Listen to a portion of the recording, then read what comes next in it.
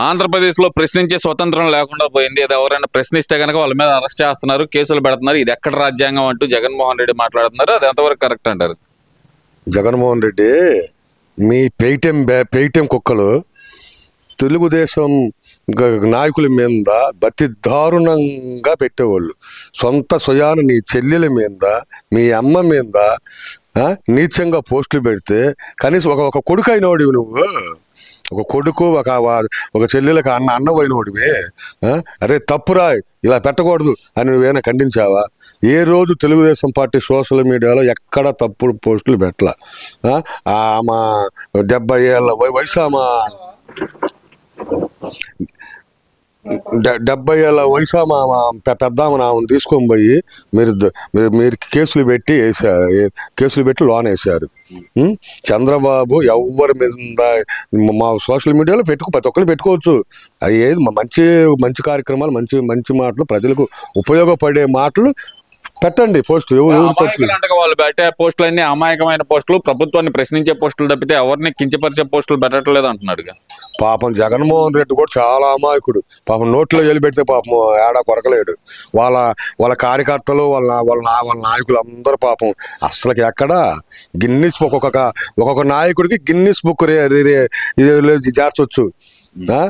ప్రతి ఒక్కడు గుర్రపు మధు రెడ్డి, ఆ రెడ్డి వాడు ఇష్టం వచ్చినట్టు నోటికి ఏదంటే అది భయంకరంగా పోస్టులు పెట్టడం.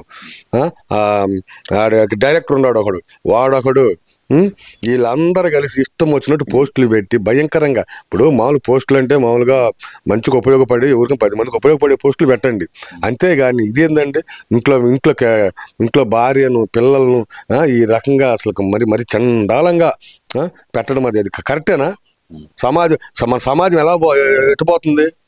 ఇంత నీచంగా పోస్టులు పెట్టడం, చేయడం. అది జగన్మోహన్ రెడ్డి వీళ్ళకి ముందే సైకోలకు చెప్తుండే, అరే మీరు మొత్తం వాళ్ళ బలహీనతలు ఎలా వాళ్ళు దెబ్బ కొట్టాలంటే మీరు వాళ్ళ ఇంట్లో పిల్లల్ని ఆడవాళ్ళని ఈ రకంగా మీరు మాట్లాడమని మీ జగన్మోహన్ రెడ్డి ముందు వాళ్ళ ట్రైనింగ్ చెప్తుంటే ఇంకా ప్రజల సమాజంలో ఏ మంచి పిలిపి ఎలా వస్తుంది చెప్పండి?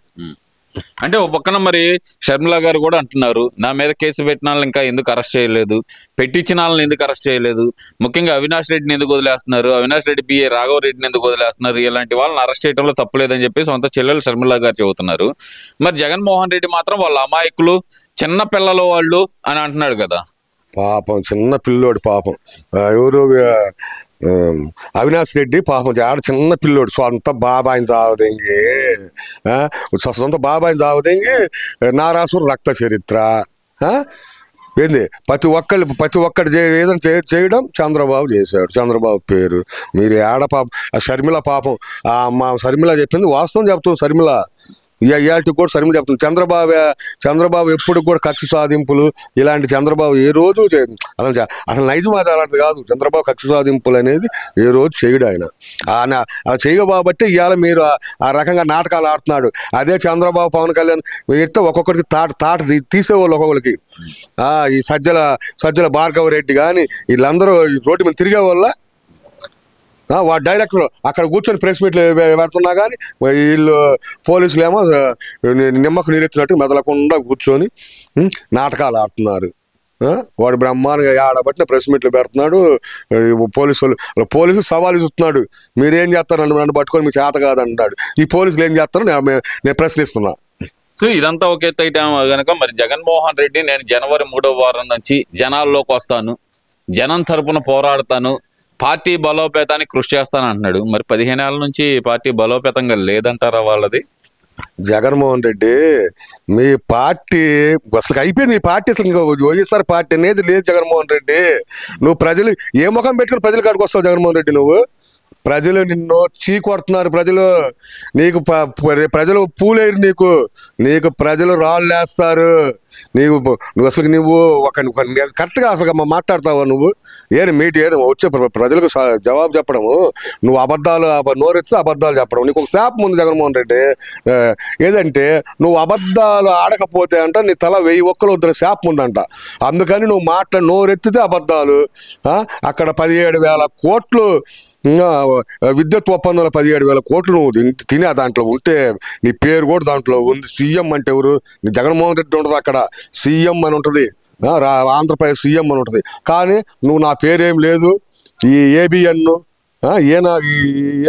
ఏనాడు వీళ్ళు కావాలని నా మీద దుష్ప్రచారం చేస్తున్నారు, ఎల్లో మీడియా అది ఇది అంటున్నావు. ఆడ చూసుకో, గూగుల్ చెప్పుద్ది, గూగుల్ కొట్టు, నీ జాతకం మొత్తం గూగుల్లో అక్కడ మొత్తం బయటపడింది.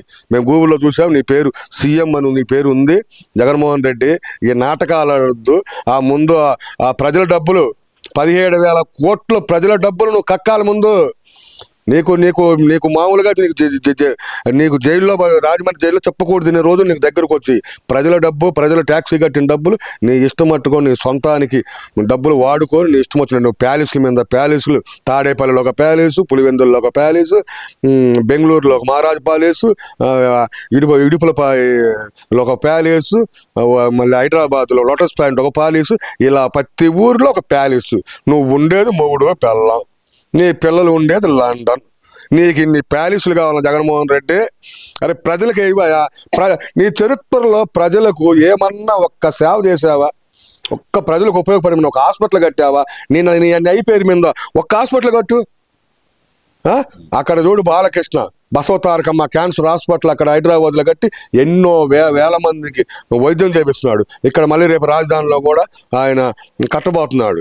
అలాంటి ప్రజలకు ఎదురుపడితే చంద్రబాబు ఉండారు, ఎన్టీఆర్ టెస్ట్ భవనం పెట్టి చంద్రబాబు గారు భార్య భువనేశ్వరి గారు ఆమె ఎంతో మంది పిల్లలకు చదివిస్తా, ఎంతో మందికి సేవ చేస్తా, ఎంతో మందికి దాన ధర్మాలు చేశారు. జగన్మోహన్ రెడ్డి నీ చరిత్రలో నువ్వు కానీ నీ భార్య కానీ ఒక్కడికన్నా పిల్లికి బిచ్చం పెట్టావా? ఆ రోజు వరదల్లో కొట్టగా బాతుంటే ₹1 కోటి ఇస్తాను. ₹1 కోటి నీ టైం ₹1 కోటి. నువ్వు 1,00,000 కోట్లు ఇచ్చినా కానీ ప్రజలకు ఇవ్వచ్చు. నువ్వు ఆ ₹1 కోటి కూడా ఎవరికి ఇచ్చావో తెలియదు, ఎక్కడ పంచావో తెలియదు. ఒక దుప్పట్ల పంచలో, ఒక కండవల పంచలో నువ్వు నీతి వాక్యులు చెప్తున్నావు జగన్మోహన్ రెడ్డి. ప్రజలు నీ సామాజిక వర్గమే నిన్ను ఇవాళ చీతరిచ్చుకుంటున్నాడు. అసలుకి ఇలాంటి వాడు అసలు మా వాళ్ళు అలా పుట్టాడు.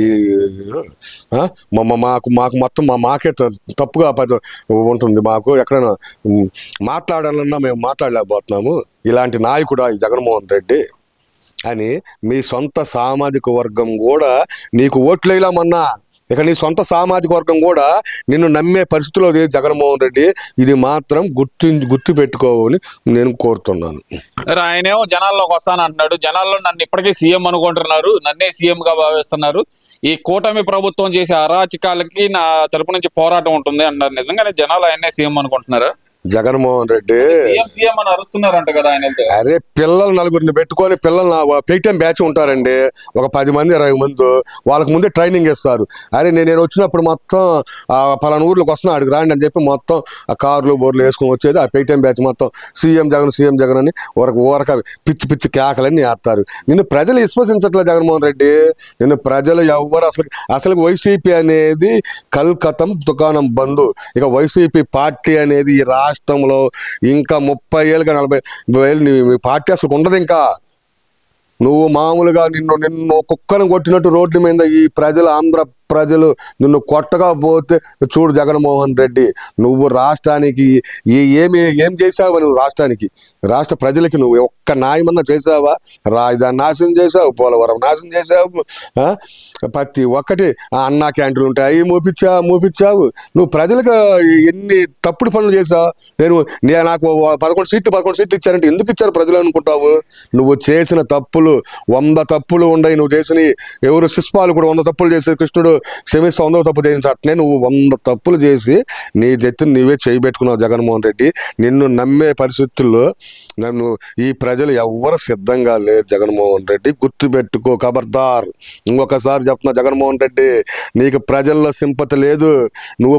నువ్వేదో వచ్చేదో నీ మాటలు చెప్తే ప్రజలు వినడానికి మోసపోవడానికి ప్రజలు సిద్ధంగా లేరు జగన్మోహన్ రెడ్డి. గుర్తుపెట్టుకో.